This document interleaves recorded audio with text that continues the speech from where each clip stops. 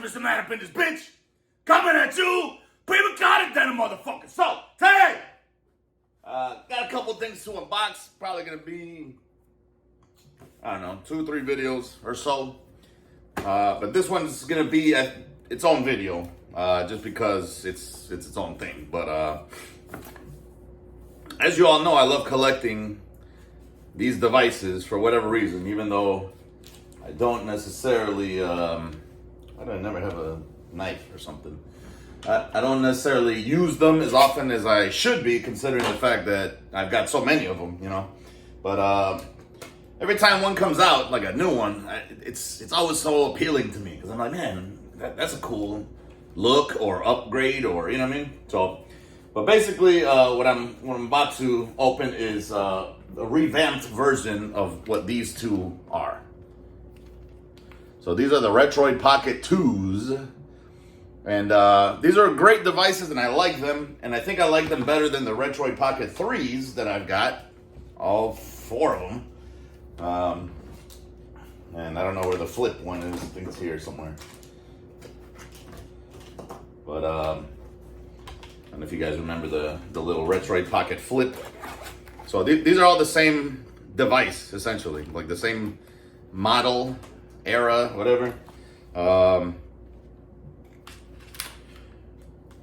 This is a Plus, though. Retroid Pocket 3 Plus. This one's a 3 Plus in a metal shell. I've opened that before. And this one, I believe, is the Retroid Pocket 3. And this one, I believe, is a Retro Pocket... I don't remember which one of these is the Plus and which one is the regular. But one is just a regular 3. And the other one is a Plus. And then I got the other 3 Pluses. But one thing is, even though I liked kind of the layout, the buttons are, you know, like the analogs are pretty good, the buttons are pretty good. I like the stacked shoulder buttons and whatnot. The only thing I don't like, I guess, the start and select button on the top. That's kind of, it's whatever. But also, it's a kind of a bigger device, not really, but I just prefer like a little tiny. Oh shit! When I'm in bed and I have my contacts out. I can't really see bigger screens. You know, I have to like be like this, real close. And the smaller devices are just better when it comes to one-eyed operation of a tiny screen.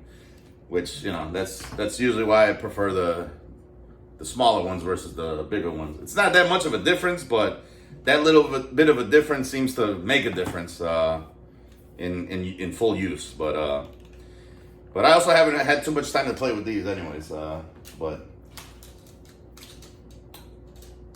Anyway, so yeah, so I like these. They're also just a little bit lighter, you know. So if I'm in bed, just kind of like doing one of these, you know, it's slightly, you know, less, just like of a cramp or whatever. The only downside to these devices is, well, I don't like the start and select buttons down here either. That's another thing. I want them up here. So I do like the, I don't think that's the one, but I had a couple of the Ambernicks, and I really like the start and select buttons right next to the regular buttons, because if you know, you need to hit start, bam, right there, select, whatever. These are really good analogs, so I do like the Retroids for that. But besides that, the analogs on these are kind of shitty. Well, this one's not too bad, but this one is like a slider, so it's not like a rotating thing. It just slides around instead of like this one is an actual, you know, analog stick. The buttons, they're okay. I don't like my D-pad down here. I like it up here. I know if you're playing more analog games, as opposed to using a digital shit, I guess you would want it up there. But most of the games I play are going to be like Super Nintendo, you know, shit like that. So I like my D-pad up here, because I don't like playing those types of games. You know. I don't play. Where's my phone in this pocket? I don't like playing those types of games. About to get shot. I don't like playing those types of games with the analog, and I don't mind having the analog down here. You know, you could just kind of. I mean, it's not that big of a deal, but I'd rather have the D-pad up here, so when I use the L and R buttons, you know what I mean. It's just more ergonomic for me personally. So yeah, I got these, but then they released this, which is the update. So this is like the Retroid Pocket 2 Plus. I don't know.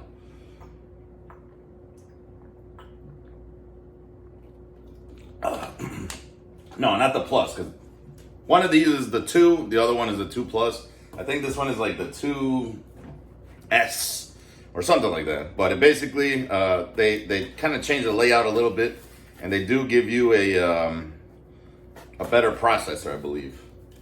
So when I saw it, I was like, man, I really like the form factor of that.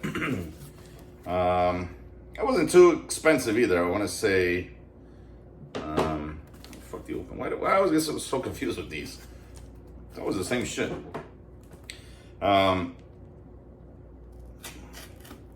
Considering it's not a metal shell, but I believe they're still gonna make a metal shell version. I'm probably gonna end up buying one of those anyways.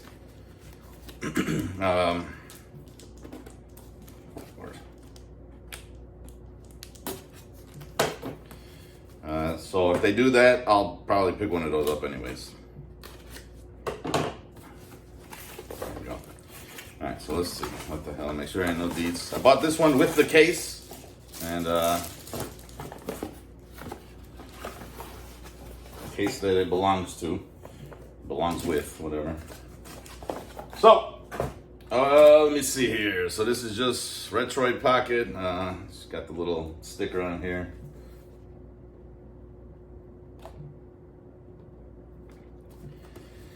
Boy, I'll tell you, I'm no good at cutting. I end up cutting myself one of these fucking days. Nope. Alright, so just says Retroid Pocket 2S. Yeah, comes with a little screen protector. That's nice, even though I never use them. Oh, and I forgot I got the atomic green or whatever color. So that's kind of cool. This reminds me heavily of like the old, I don't know, Nintendo 64, like the Donkey Kong edition. So it's a nice, cool, clear green. Usually I don't like clear shells, but for whatever reason, the green one just looked really nice. It's got analog buttons, so the shoulder buttons. So if you're playing like a car racing game, you know, instead of just flooring it all the time, you can actually gradually accelerate the gas, you know. Not sure which games. I think Dreamcast was big on that. I'm not sure if the buttons are pressure sensitive, but I don't think... I mean, I think only PS2 did that. But it's nice to have the analog triggers. L2 and R2. Also, like I said, these are now officially, you know, joypads or analog sticks instead of... with Hall effect sensors, which what that means is... you won't get any stick drift, pause. So what that is like, I don't know if you had a, let's say a Nintendo Switch, they're very notorious for having stick drift. So the more you use it, the more like the sensor wears out somehow. So even if the sticks are stationary, it'll register in the you know, in the game or whatever that they're moving around, or they're actually moving even when they're not moving, or you know, it'll be like improperly calibrated or whatever. So the Hall sensors are some type of magnetic situation where they'll never wear out, you know, for the life of the system, I guess. Buttons feel real nice. D-pad is kind of shitty. I don't know, but it might be the same one. No, see, I like this D-pad better. The one where it's just a cross, but like a big cross. Whereas this one, but they did put the D-pad on top. See, I like that. I just wish they would have used this D-pad instead, because this one's bigger. And this one is more prominent on the legs, whereas this one seems like a little bit just shorter in general. But maybe it probably won't make a difference. I don't know. It seems like it's little though, like as I'm playing with it. The little buttons too, they're kind of tiny, but I do like the fact that, again, the D-pad is on there. I'm loving these analog sticks here. Pause. And I like the fact that they put the, it looks like start and select up there. I don't know. Yeah, so it looks like start and select got moved to where I like it. So this is why I picked it up, because I was like, that's all the features I like. You got the volume. I don't know if it's a rocker. I guess it's two independent buttons here for the volume, which is nice. Got the power, so let's power this thing on and see what the fuck is going on. It's got the vibrating motor. Pause.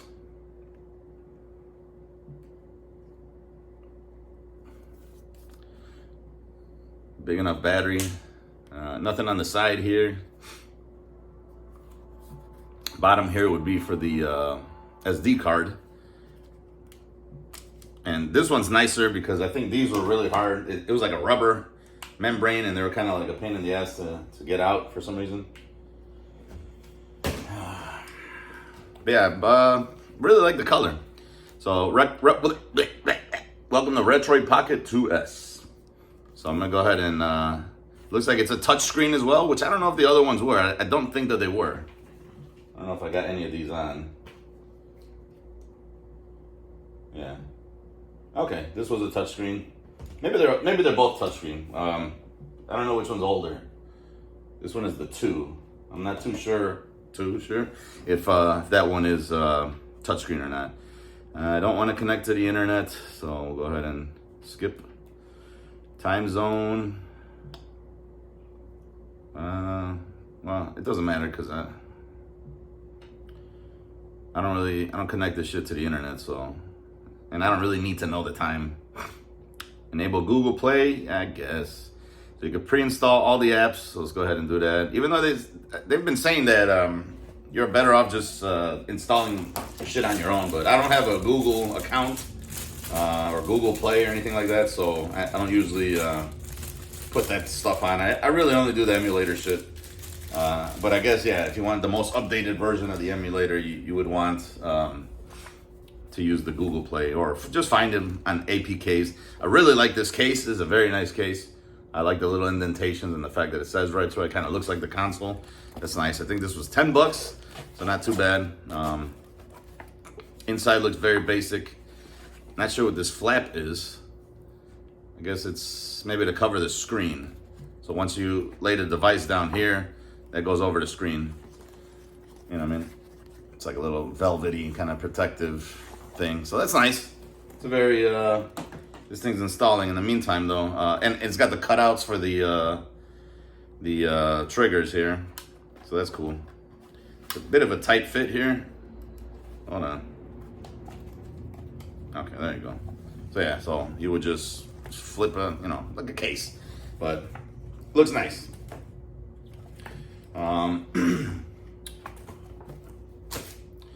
But let's see. I'll do the RPS launcher. Then hit start, and we're in business here. I don't know if you can see it. I've got no. Let me see. Add app. I have no games on here, but got it. You can always quit and go to the regular like Android, layout. But once you install emulators on it, then you can get the interface to be shown. Let me see if I can how do I get back into that?